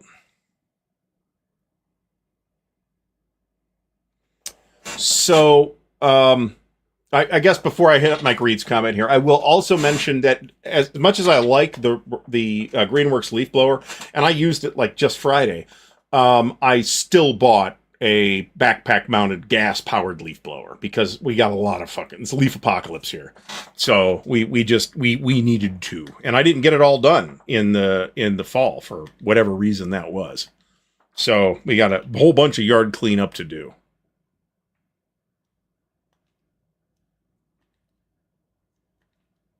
I've got an acre and a quarter, or acre and a third, or something like that. So it's an acre and a quarter. And so it's a lot of lawn, and there's a lot of trees, which means it's a lot of leaves. And it was taking me. I could blow leaves for 4 hours, no problem, but I couldn't with the battery powered leaf blower, and I've got 3 batteries for it. So it's not even like I didn't have spare batteries. I would run the first battery out, and and it would still be charging when I ran the third battery out. So Carl has the Greenworks Weed Whacker. Yeah, Costco sells Greenworks stuff. So what was good for me, I don't agree with Molotov Cockatiel here, but I am lucky enough to have had a very similar experience years and years ago for like a decade at the Origins auction, where I would go and be like there for they would break it up into like types of games. So they would have like 2 hours. It was huge too. It would be like a Thursday, Friday, Saturday. I think Thursday. I could be wrong about that. Maybe it was just Friday, Saturday. So they'd have like a 2 hour slot or whatever it took. For war games on Friday, then I'd have another 2 hour slot for war games on Saturday, and then have a slot on each day for role-playing games, a slot for board games, a slot for computer games, a slot for miniatures. And then they would have the special rare collectibles auction, which was the last stuff they auctioned, late at night, however late they ran, and sometimes they ran past midnight, on Saturday night. And I would typically bring a couple of boxes of stuff to sell. And so I would end up, most of the time, I'd buy a bunch of stuff, and I would end up with more money than I came with. They don't have that anymore. There is talk of some kind of consignment store or something like that at Origins this year. So, and a lot of the same people who ran that old Origins auction continued to do that at Gen Con. So at some point, it's not going to happen this year. And it's not going to happen next year. But at some point, I would like to go back to Gen Con. Among other things, I would 100% check that auction out. So, and yeah, I got a lot of really good deals. I was talking with my one buddy about this, where I think one year at the Origins auction, both of us walked out of that auction that year with unpunched copies of The Next War. Mine went away and his went away, and now he has, I already rebought it, and now he's rebought it. So,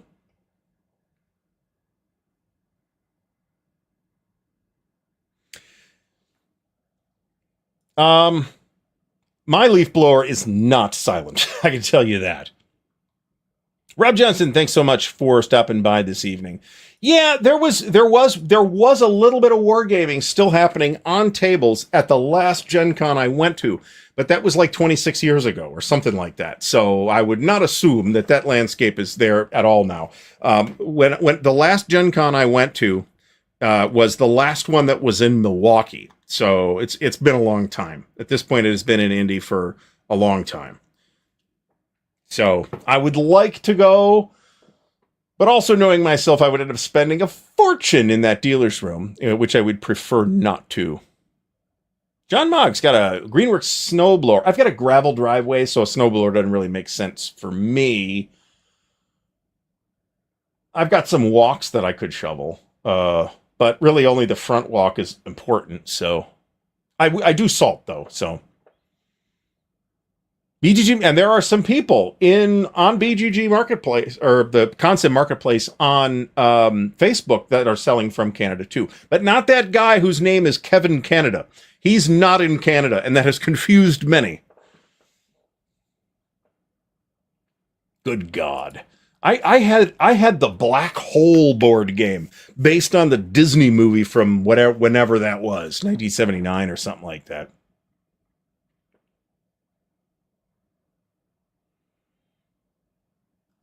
So we're making pretty good progress here on the ASL British this evening, I'm happy to report. So the cats are doing fine. What time is it? Oh, it's 9:45. All right, so we're not wrapping up quite yet, but we will. I will, to the extent that we have not already talked about plenty of non-wargaming stuff. I will talk about some non-wargaming stuff. Maybe or Kevin Greenland. There you go. I actually have some degree of fondness for the movie, but it came out when I was like 8, so it's not that great. So I am going to. So this was not what I was going to talk about, but it is not. I want to talk about the Wheel of Time show first. So I was a huge fan of the Wheel of Time books and was buying and reading the books as they came out. And I bailed on the entire series once I had read 3 consecutive 1,000-page books in which fucking nothing happened, okay? So from that standpoint, and I realized Brandon Sanderson came in and cleaned it all up at the end, and those are supposed to be real good. And I also realized that the next book, the book I didn't read, has like some stuff happens in that. But at the same time, it's been 25 years. I'd have to start over from the beginning, right? Because I can't depend on the show to like fill me in. So I understand and actually agree with some of the decisions that the people making the Wheel of Time show have made to tighten up that story from the enormous amount of bloat that it has in the original books. So it is possible that because I'm taking that position that I am more willing to like the show than somebody who had actually read the entire series and loved it. And a lot of people love that series. And there's certainly a lot of cool stuff in up through about book 6. There's a lot of cool stuff. I think it is a great series up to that point. And maybe even book 7. I forget. But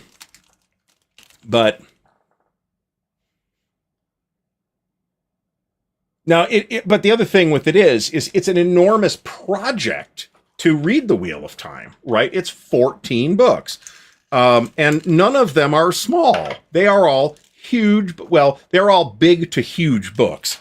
So it's kind of a huge project, and you do understand that there's literally the part of the story that is called The Slog, the 3 books where nothing happens. And you know what? I am not positive, but it looks to me like the people behind the show, if you're caught up, you might not have seen this yet, because I don't think it's in the 5th episode. They may be putting like 2 whole books into 1 episode or 2 episodes. I think we're going to get all that Tenchico stuff done like this season. So that's like, wow, that's moving fast. And it also makes a lot of sense. There's a particular thing that happens that's set up to be super duper important in book 3, at the end of book 3. Okay. And it feels awesome when it's happening. But then like, there's like a bunch of stuff that happened, and then it all kind of gets pushed to one side for like 10 books. Well, maybe not 10 books, but for like 8 to 10 books. And that's super frustrating. So I also understand why that particular thing from book 3 has not appeared in the show yet, even though some of the stuff from book 4 has appeared in the show. And some of the stuff from book 6 and 7 have shown up in the show. So I am enjoying it. I don't think it's like the greatest thing I've ever seen, but it's, I'm having fun with it. So it's funny you should mention, I will, at this point, I prefer Wheel of Time. I think Rings of Power, again, it's not like everything about it is bad. I liked some of what they did in the first season. But then this second season has just bored me to death so far. And I don't know, maybe 4 episodes in.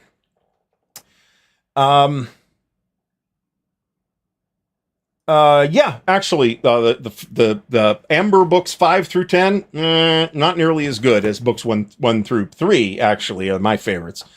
Um, so this I understand. I completely understand this. But again, this show does not take the books away from me, right? And I did buy all the books in mass market paperback, so I've got them all again, and I will at some point read the entire series, and I'm sure I will whine about it on the book channel when I'm in this slog. Now it's funny, Tim Zales. I want to get back to. Let me get Jeff Beeler's. Well, Jeff Beeler and a couple other people have said this. I just finished the Malazan Book of the Fallen like a month ago, and it was absolutely incredible, but man, it's heavy, it's difficult. I'm not going to say that it's not, but man, was the payoff worth it. It was really, really good.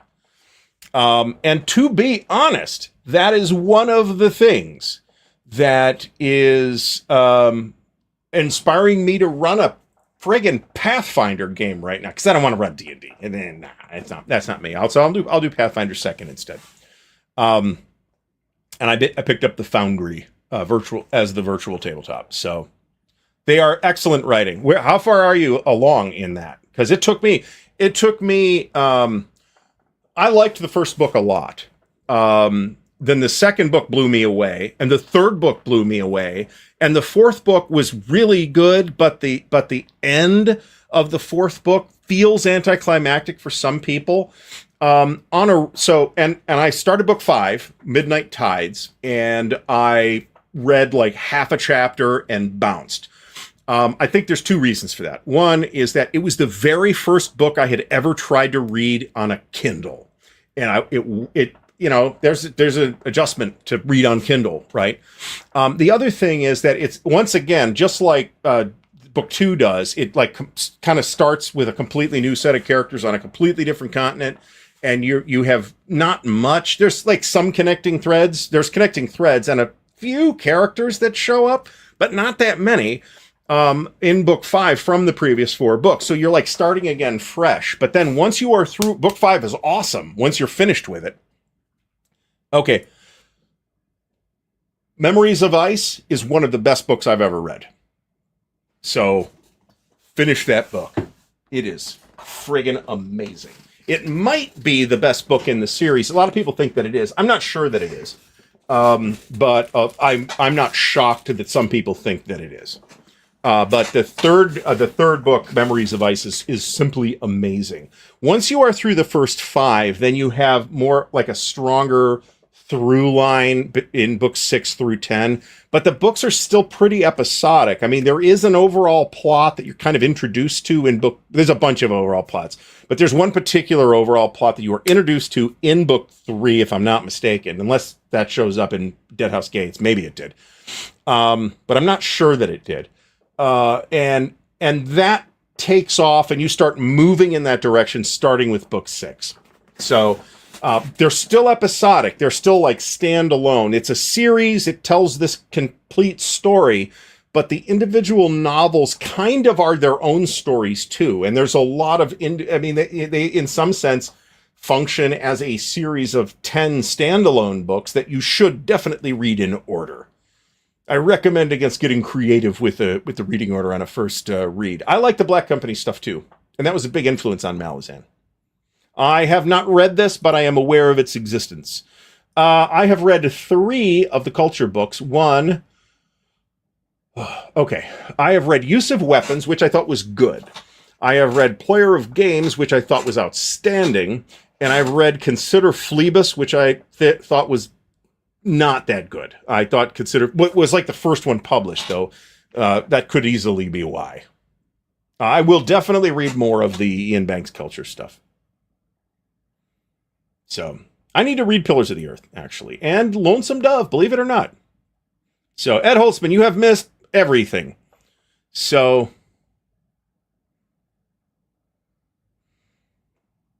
Stephen Erickson, the author of the Malazan Book of the Fallen, has specifically mentioned, and you could definitely tell, that like some of the threads in Malazan owe a lot to the Black Company. Not all of them, but some of them do. So, don't think that this Pathfinder thing that I'm working on is not going to be I mean, I don't know if you'll be able to tell or not, because I've been doing this a while and I'm kind of good at it. But it is definitely Malazan inspired. And Malazan grew out of a tabletop role-playing game that started as a D&D game, right? And it's not super duper easy to tell from reading the books. They don't read like, say, the Dragonlance books where they kind of read like the events of a game. The events of the books some of them happened in their game, but some of them are all new. So I've heard good things about Galaxy's Edge. Mo speaks very highly. I haven't seen Mo today. I have not read Mythical Wood. So there is Traveler support in Foundry Virtual Tabletop. I do think that Traveler that's not to say there will be no Traveler video between now and then. I hope there will be. But I am probably not going to run an ongoing campaign of Traveler until 2026. That is my thought, because I want the time to prepare. And I'll tell you what, Obsidian. Did I talk about this last week? I picked up Trillium, which is an open source note-taking program, which is pretty good. I liked it. But then I started looking further into it, and I came across Obsidian.md, I think, which is incredible and is like has plugins for RPGs. So Ice-T was in that? I don't know that I don't know that I realized that. Ilbed, you just picked up the Fifth Frontier War. I've got that. It's pretty good, but it's definitely like the kickoff to a series of books, which is exactly what it is. So I have queued up. I think I actually picked up the first Galaxy's Edge book. I just haven't started it yet. I even picked up the first friggin' Dritz book. Because why not? You know what? I'll occasionally want to read something light and fun, right? So OneNote sucks. OneNote sucks. It's so limited. Even like in comparison to Microsoft Word, which is another piece of software that I don't like. Trillium is way better than OneNotes, actually. But I like Obsidian better. You can do a lot more with it. There's like a ton of community plugins and different themes and stuff like you can use. So I actually didn't uninstall Trillium. At least not yet. I might. But I haven't done so yet. I have already built like 4 different Obsidian vaults, only one of which is something I'm working on. But one of them is like the show notes. I'm going to put the show notes in there. Why not? Right? So I like to, and you could tell when I don't have an outline because shit happens at the beginning of the show out of order. I already bought Fantasy Grounds too, but Miro. When I see Miro, that makes me think of something else than Mike Reed is talking about here. I do not remember this, but maybe it's been it has in fact been a long time. So I've got Fantasy Grounds. I've used Roll20. I don't like Roll20 for a number of reasons. There are things that Roll20 does well, but there's a lot of things that Roll20 does poorly. So we'll be checking out Foundry. And the nice thing about Foundry is it is a one-time purchase of the software, and that's it. And you know what? I was able to export all of the rules from Foundry into Obsidian. So every monster, every spell, every class, rate, whatever, it's all in Obsidian now. So I can just pull it up as an element. It's pretty great. So I've thought about this too, because Fantasy Grounds currently has the best Traveler support. But it's very expensive Traveler support too. And Fantasy Grounds, you got to somebody's got to own the Ultimate license, or everybody's got to buy their own license for $40. And I think that's a great way to have an RPG with no players. So you kind of, if you're going to run it, you probably want to buy the Ultimate license, right? Because then it's usable. It's not usable otherwise.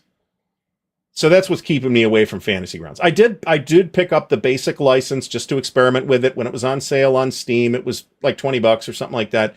So I don't really hate it. And I guess if I ever play in a game on Fantasy Grounds, I'm all set, but I don't need to do that. So we'll see. Foundry, I like Foundry. I've been looking at Foundry for a while. Our Twilight 2000 game is on Foundry, and it works very well. So, all right. Dolph Lundgren has like a master's degree in electrical engineering or mechanical engineering or something like that. He's a smart dude. He just happened to like stumble into this whole acting thing.